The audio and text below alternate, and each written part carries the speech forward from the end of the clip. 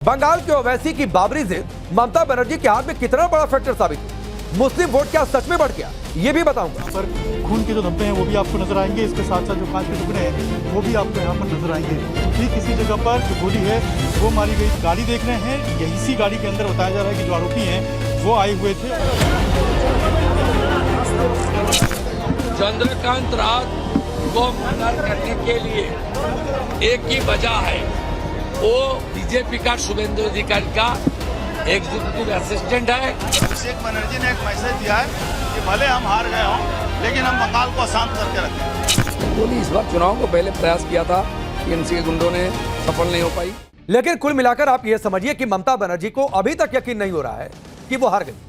15 साल से सरकार चला रही थी, अब नहीं चला पाएंगे। उनकी पार्टी 215 सीट से लुढ़ककर 80 पर आ गई है। ममता बनर्जी हार गई है, लेकिन कैसे हारी इसकी विवेचना अभी भी हो रही है। पूरा उनका खेमा नर्वस है, कभी हार मानने को नहीं तैयार है।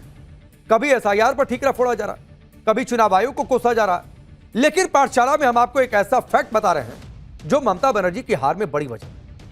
और यह फैक्टर है मुस्लिम वोटर, जिसको लेकर दावा ठोका जा रहा था कि वो तो हमारा ही हिस्से का है, कोई उस पर डाका नहीं डाल सकता।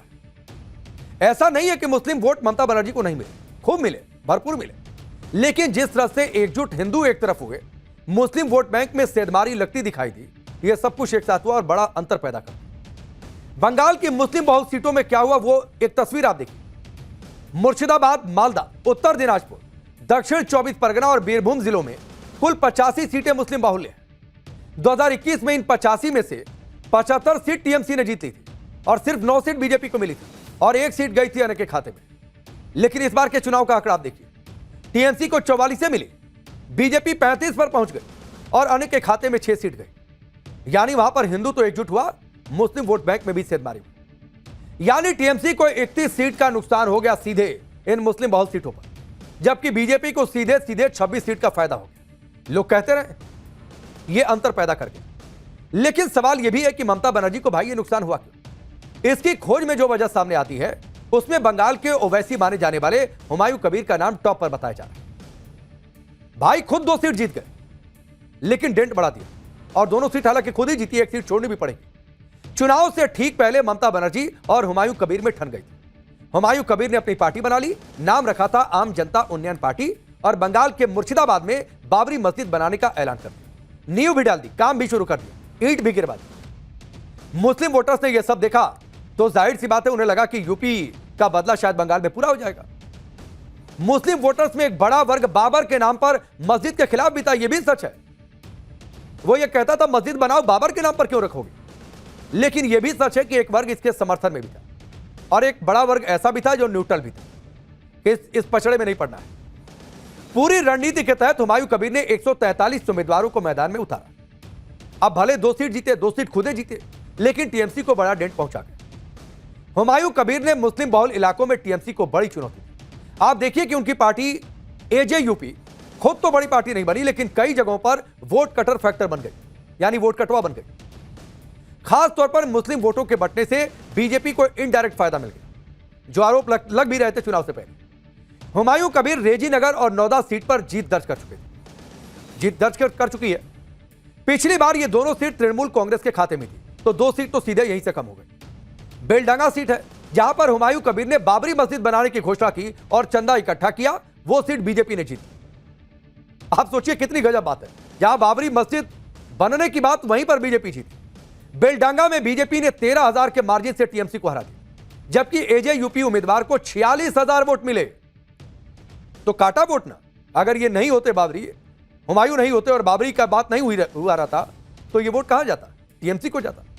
यही नहीं, मालदा की मणिकचक और वैष्णव नगर सीट जहां 47% मुस्लिम आबादी है, वो भी बीजेपी ने जीती। इसी तरह 24 नॉर्थ और साउथ परगना जहां पर 30% मुस्लिम आबादी है, वहां की 64 सीटों में पिछली बार बीजेपी सिर्फ 5 जीती थी, लेकिन इस बार उसे 34 सीट मिल गई।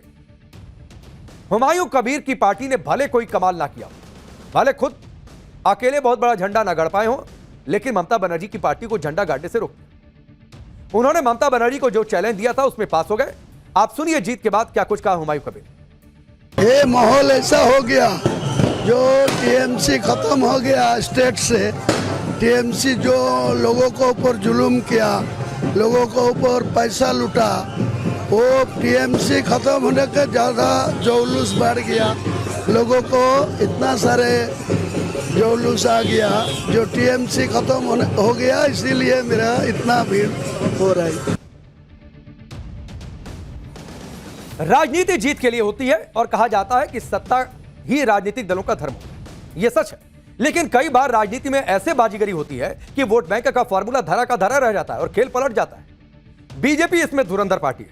उसने ममता बनर्जी को हराया ही, लेकिन हार की वजह को लेकर भी कंफ्यूज कर दिया। आप सोचिए, कभी बोला यह जाता है कि एसआईआर की वजह से हार गए, हमारा ही वोट कट गया इसलिए हम हार गए। कभी बोलती है कि चुनाव आयोग की वजह से हार गए, कभी बोलती है मोदी शाह वजह है। खास तौर पर एसआईआर की वजह से हार पर ममता का दावा आंकड़ों के हिसाब से फिट नहीं बैठा। बताया जा रहा है कि जहां सबसे अधिक वोट एसआईआर में कट गए, उन 10 सीटों में से 8 पर टीएमसी जीत गई। आप देखिए कि कहां कहां सबसे ज्यादा लोगों के नाम हटे हैं, लेकिन जीत टीएमसी की हुई है। उसकी एक तस्वीर मैं आपको दिखाता हूं और यह तस्वीर देखकर आप हैरान रह जाएंगे और आप यह सोचेंगे कि भाई ये जो दावा किया गया था कि टीएमसी हार गई है, एसआईआर में वोट कट गए उसकी वजह से, वो दावा गलत साबित हुआ। यानी आप एक लाइन में समझिए कि जहां वोट कटे वहां पर दीदी जीत गई। और कैसे जीती है उसकी एक तस्वीर मैं आपके सामने रखूंगा और आप इस आंकड़े को बहुत ध्यान से देखिएगा, क्योंकि ये आंकड़े पूरे इस कहानी को, इस नैरेटिव को सेट कर देंगे। अलग अलग जगहों की बातचीत हो रही है। सबसे पहले बातचीत है, एक सीट शमशेरगंज है। इस शमशेरगंज में दीदी की पार्टी को जीत मिली, लेकिन आप यहां पर वोट कितने कटे हैं यह आप आंकड़ा देखिए कि यहां पर वोट कटे हैं 74,775। तो भाई 74,775 वोट कट गए शमशेरगंज में, तो जीत कैसे गई? अगर आप ही का वोट कट रहा था तो फायदा किसको मिला? एसआईआर का टीएमसी को मिला। एक और सीट है और सीट का नाम है लाल गोला।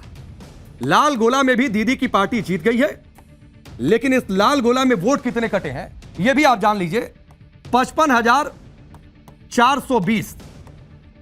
तो भाई 55,420 वोट कट गए, फिर भी आप जीत गए। एक और सीट का नाम मैं आपके सामने रखता हूं और यह सीट है भगवान गोला।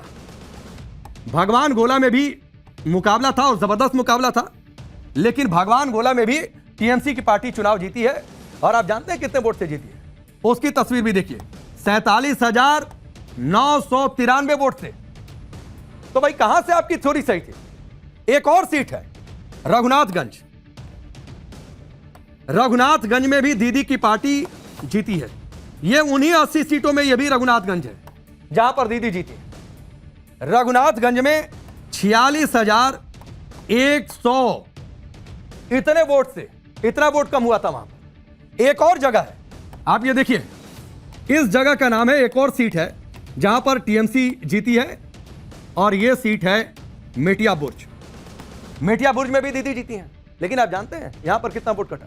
यह भी आप तस्वीर देखिए, 39,579 इतना वोट वहां पर एसआईआर में कटा था। इतने लोगों का नाम हट गया था वोटर लिस्ट से। एक और जगह है और इस जगह का नाम है सूती विधानसभा सीट।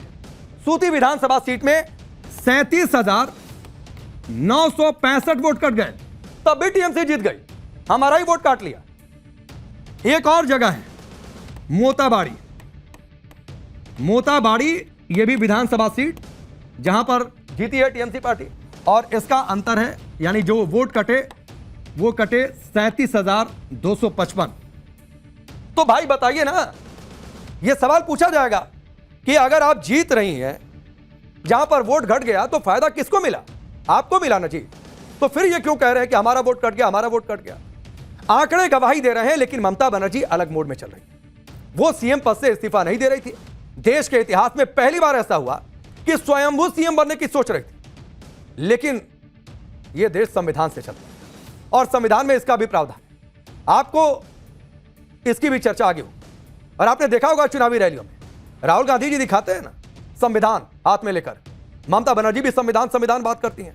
और पिछले चुनाव में तो कहा गया था कि यह संविधान बचाने की लड़ाई है, बीजेपी आई तो संविधान बदल देगी। खुद इस संविधान का सम्मान नहीं कर रहा है।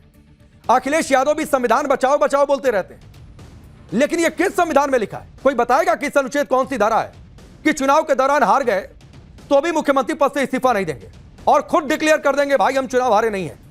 अखिलेश यादव भी पहुंचे तो दीदी से पहली बात यही बोली थी, दीदी आप हारी नहीं है चुनाव।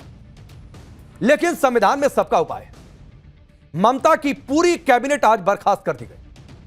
अनुच्छेद 164 जिसकी चर्चा हमने पहले भी की थी, गवर्नर के पास अधिकार है, गवर्नर ने अपना काम कर दिया, उस अधिकार का इस्तेमाल कर दिया और गवर्नर ने कह दिया चलिए हटिए, आप चुनाव हार गई हैं, आप भले इस्तीफा मत दीजिए लेकिन मैं आपको हटाता हूं, नई सरकार को आने दीजिए, रास्ता मैं बनाऊंगा, गवर्नर बनाएंगे, जो कि संवैधानिक तौर पर राज्य में सरकार के मुखिया होते हैं।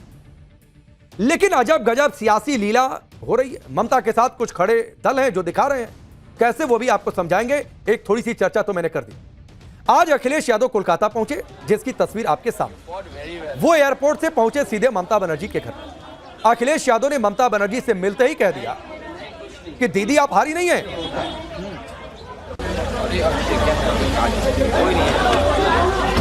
You fought very well.